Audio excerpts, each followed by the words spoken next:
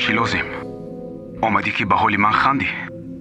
چطوره که میبینی برای خنده کردن سبب ندارم. پس برای چی مرا دیدن خواستی؟ خواستم یک بار به چشمانت نگاه کنم.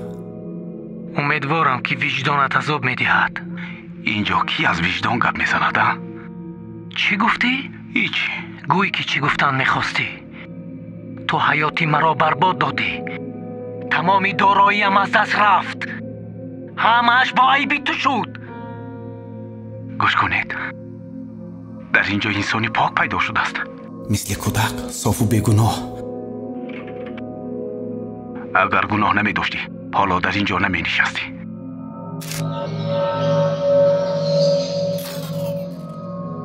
من و تو یک جای به وای رسیدیم.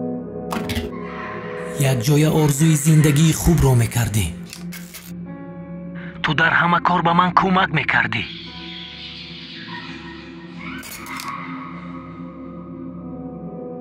برای همین وقتی که تو پاره پیشنهاد کردی من رد کردن نتوانستم.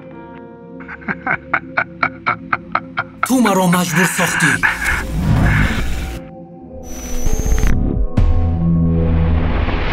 میفهمی؟ تو مرا سرزنش کردی که برای دوستی خوبت یک خدمت نمی کنی. تو می توانستی که رد کنی. تو می توانستی پیشنهاد نکنی. چنانه که می بینیم در اینجا هیچ کس بیگناه نیست. احمق. تو همه را برباد دادی. حیاتی مرا سوزاندی.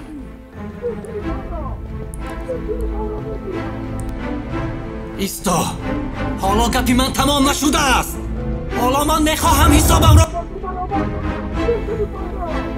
پاسبان، ما تمام کردیم.